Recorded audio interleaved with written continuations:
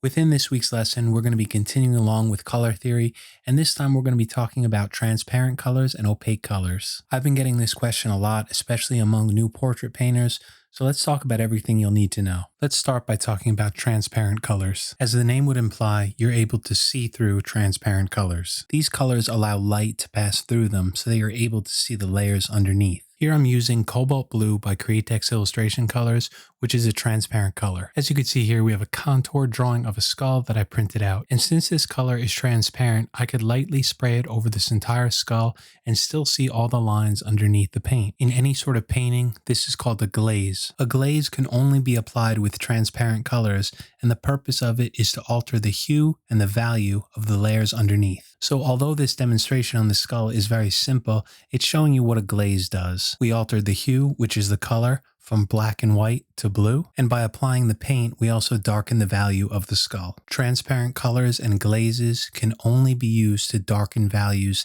never to lighten them. If I apply this color with the paintbrush, you're going to see that we get the same effect. We're darkening the value, and we're also shifting the hue to blue. Now I can do this over and over. I'm going to put a second and a third coat on, and all you're going to see is that each time we do this, the value is going to get darker. But that color, which is the hue, is going to remain the same with each layer. With all transparent colors, every time you put down a layer, it's going to get darker and darker. So that leads us to the first challenge of using transparent paints. For new painters, it can be very difficult to stop at a certain value because you adjust your values with transparent paint by how much paint you apply to the canvas or to the paper. So now off to the right side of the skull, I'm laying down a gradient, and what a gradient is a dark value to a light value. On the lower part of this gradient, I'm putting down the darker value, and the way I'm doing that is spraying more paint, and toward the top, I'm spraying less paint, giving us a lighter value. Take a look at this mid-tone right here. If you want to paint that value flat across a large area, you're going to have to learn to control your airbrush to stop spraying paint at that certain point. And it doesn't matter how long you've been painting,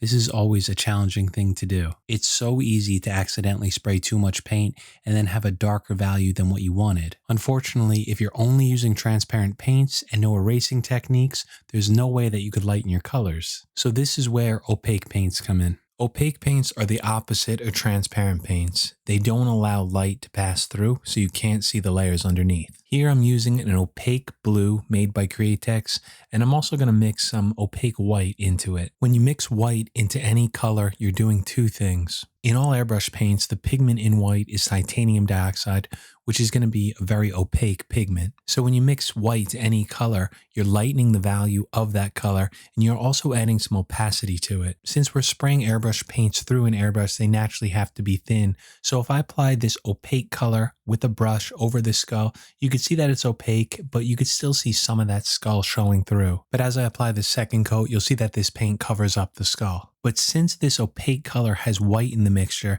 that white is going to stop it from getting darker and darker. So the value is always going to remain the same. If you use Createx Illustration Colors, you'll see on the bottle that it says optimized for use with Drew Blair's color buffer method. And this is the term he uses for opaque paints. He calls it a buffered color, where it has white in the mixture. I've seen another company call it a color stop, where you mix white into the mixture and the value's not going to get darker because the white's preventing that. And both of these terms, buffered colors and color stops, are just marketing terms. All you have to understand is that when you add white to any color, you're setting the value at a certain point, and the color will never be able to go darker than that because the white's preventing it. So if you look at the color on the screen now, since I have white mixed in with that blue, I could paint 1,000 layers of this color on top of each other, and it will never get darker. It's always going to remain the same blue because the white's preventing it from getting darker. So this is the opposite of transparent colors, because remember, with transparent colors, the more layers you add, the darker the value you're going to get. Opaque paints are the ones that you use to paint any room within your house. If you ever went to a company like Benjamin Moore or Home Depot to pick up some paint to paint a room in your house, you'll know that when they mix the color, they start with a pure white. The white in that color is titanium dioxide, and they mix the other hues into it to give you the color that you want. And that white is going to make the paint opaque, and it's also going to set the value at a certain point. So you could paint your wall 100 times, and that color is always going to be the same. So if you're painting with the traditional brush, this is pretty simple and straightforward.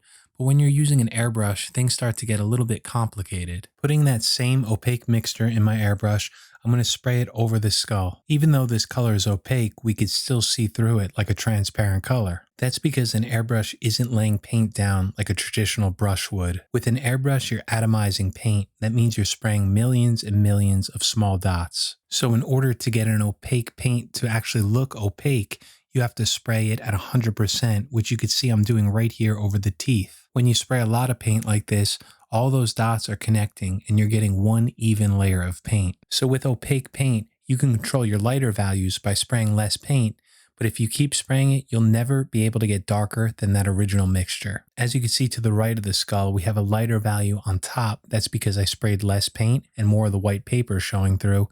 And on the bottom, we have that opaque color. That opaque color will never be able to get darker than this. I could keep spraying layer after layer and it's always going to look the same. And that's because the white in the mixture won't allow it to get darker, and this color will always reflect the same wavelength of light. Let's take a look at this color under a microscope to see what's going on. I'm zoomed in right here on the forehead where we have a mid-tone of that opaque blue. The value here is lighter than when it's sprayed at 100% because more of that white paper is showing through, which you can clearly see in the microscope here. Now, if I move to a lighter spot like this section over here, we can see the more of that white paper is showing through, giving us a lighter value. And the reason that we have that lighter value is just because we sprayed less paint. If we look at the darkest value that I'm able to spray with this opaque paint on the teeth here, we can see that all the dots have now connected. And this is similar to what you'd see if you painted it with the paintbrush. We can no longer see through this color, and the value is always going to remain the same. If we look at transparent colors under the microscope, we're going to see something similar. In this lighter area here above the skull,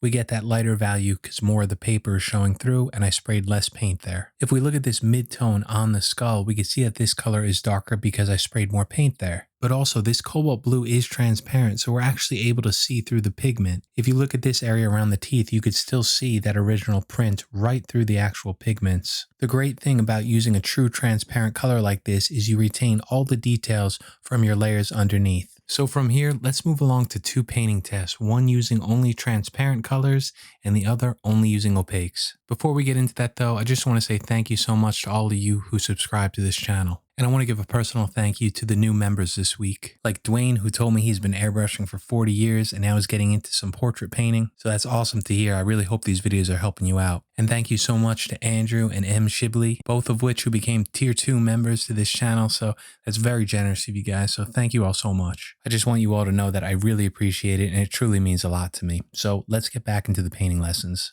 So to demonstrate the uses of opaque and transparent colors, we're going to paint a very simple picture here of a flower. We're going to be painting a tulip here, but if you're learning to paint portraits, painting flowers is actually a really good place to start. The two are obviously very different, but what's similar is there's a lot of smooth, subtle transitions from dark values to light values. And when painting something like a flower, mistakes in values or the position of those values is a lot less noticeable and a lot more forgiving than it is on portraits. So the color I'm using here is Scarlet by Createx Illustration Colors, and this color is 100% transparent, and I diluted it with about 4 or 5 drops of distilled water. As we discussed earlier, since this color is transparent, I'm adjusting my values by how much paint I spray. So if I want a darker value like up here where this petal is casting a shadow on the petals behind it, I just sprayed some more paint. This color Scarlet is a very bright red color, so as I'm spraying it here, you'll notice that it looks pink. The reason that it looks pink is that it's mixing with that white behind it. Remember, this color is transparent,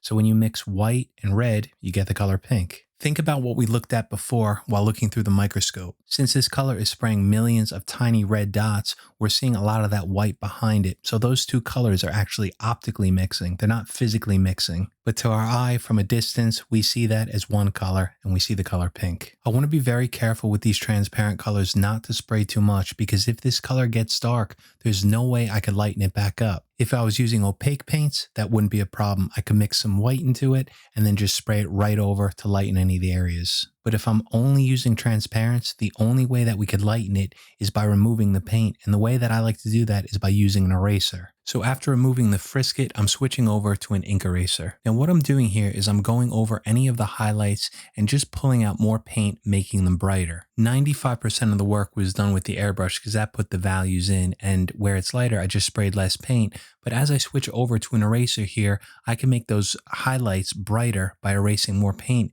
And while doing that, I'm also adding some texture into it. So the great thing about using transparent colors is you have a lot more control. You can add in a ton of detail and a ton of textures by using erasing techniques. The main problem with these colors is that they're extremely unforgiving. It's so easy to spray too much and then have a value much darker than you wanted it to be. And unless you switch to an opaque color, there's no way to lighten a very dark value except by erasing into it. And if you erase into a very dark value, it's going to look very, very messy. I only erase into highlights and midtones. I'll never erase into dark, deep shadows. So as I move along to the stem here, I'm using some 3M vinyl tape, which is just going to help give me some sharp lines. Here I'm using some moss green right out of the bottle and just lightly spraying it in this area, just so we have a hue of green. Now there's going to be some very dark shadows on the stem, especially on the top here where we have a very subtle cast shadow and all along the right side of it. So I'm using the color black. This color gets very dark very quickly, so I'm just spraying the smallest amount I possibly can to see what it looks like. This is why in all my portrait lessons, I always say it's best to spray as light as possible until you're happy with the value, then you could decide to commit more paint to it. And for portraits, I almost exclusively use transparent paints because it gives me a lot more control. And if I want to add some texture or a brighter highlight like I need to on the left side of the stem here, I'm just going to use my eraser and erase it out. So now let's switch over to opaque paints and paint the exact same picture. For this opaque color, I'm using 5 drops of scarlet and 5 drops of opaque white. Just like we talked about before, adding that white into the mixture is going to make this color opaque. For the first part of this portrait, I'm basically painting it the same as I did with the transparent colors. When I want a lighter value, I just spray less paint, and when I want a darker value, I spray more. But here I'm limited because that white is going to stop it from getting too dark. So this is what's nice and forgiving about using opaque paints. You never have to worry about going too dark because that white in the mixture is going to prevent it from reaching a dark value. It all depends how much white you have in the mixture. If you add more white, you're going to have a lighter value, and if you have less, you're going to have a darker value. And you could erase into opaque paints just like you can transparent paints. What makes a paint erasable is painting on a very smooth surface, and more importantly, the binder that's used within the color. The best erasable paints, in my opinion, are Createx Illustration Colors and ComArt. The binders in that are both pretty weak, and if you add distilled water, you weaken it even further, and it's much easier to erase. Brands like Golden Colors and Createx Wicked Paint are much more durable. They're great for different applications, but they're not good for erasing. So for the brighter areas on this painting, we're not going to be using erasing techniques. Instead, we're going to be using lighter opaque colors. I'm using a mixture here of 5 drops white to 1 drop scarlet. Since this color is opaque, I could spray it right over that initial tone, and I could lighten all these colors up. In traditional painting, this is called a scumble. It's when you take a lighter opaque value and lightly place it over the top of an existing value. This is obviously going to lighten that existing hue, but it's also going to shift the color temperature to a cooler tone. And this color temperature shift is one of the reasons a lot of airbrush artists stray away from opaque paints. Just understand that when you're spraying any lighter opaque paint that has titanium dioxide in it, which is white, the color is always going to shift toward a blue. As I'm spraying this lighter opaque pink over that initial color, you could see that the color is slightly shifting toward a bluish tone. And when you mix the color red and blue, you get the color violet. So the hue of this tulip is going to be slightly more toward violet than the one painted with fully transparent colors. This color temperature shift isn't so obvious when you're painting in colors like red or blues. But if you're painting a flesh tone, which is basically a desaturated orange, that color shift is going to be very noticeable. Let's finish up painting this flower and we'll discuss that next. For the stem here, I'm using an opaque green, which is moss green and white, and I'm painting it just like before, just an even tone across the whole area. In any of your acrylic paintings, you could always mix opaque and transparent colors.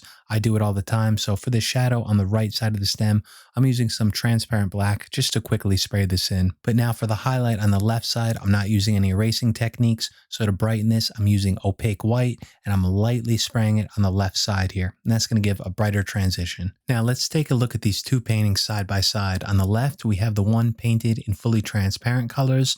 And on the right, we have one painted in opaques. It's very subtle here, but you can see a slight blue shift on that right painting than you can on the left. The color temperature is slightly cooler on this one. But the major difference between the two is that when I'm using thin, transparent colors like the one on the left, I can add a lot more texture by erasing into it. The picture on the right, which was painted with opaque colors, looks a lot softer to me because those highlights were added in with an airbrush, and an airbrush is always going to give you a naturally soft line and transition. But if you use an eraser for highlights like I did on the left image, you could add in a lot more texture and detail and also sharper lines. So the last thing I want to show you is this painting that I'm working on now, and this is a copy of one of my favorite portraits by Ang. I've been working on copying this portrait for the last month or so, and this is going to be for a YouTube video which is going to be up in the next few weeks. And in that video, we're going to be talking about the history of Dominique Ang and neoclassicism in Western art. But the point here is to show you where I use transparent and opaque colors. For the flesh tones and the dress, I used 100% transparent colors.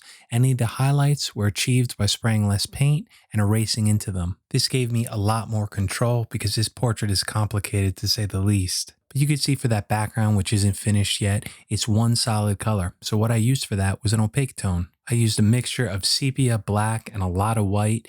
And when I spray it on, I could spray it at 100% and I'm going to get the same value across that whole background. So when working on any of your paintings, you could always mix and match between opaques and transparents. The best thing to do is play around with them and see what you like most. And when painting this flesh tone, it was very important that I didn't use any opaque colors because as you can see here, the flesh tone is even and consistent across the whole painting. Just remember the most important rule, there's no right way to paint. Experiment with your opaque and transparent colors as you develop your own painting style. And eventually, you'll find a technique that works best for yourself. So I hope this video was helpful. Thank you so much for watching, and I'll see you in next week's video.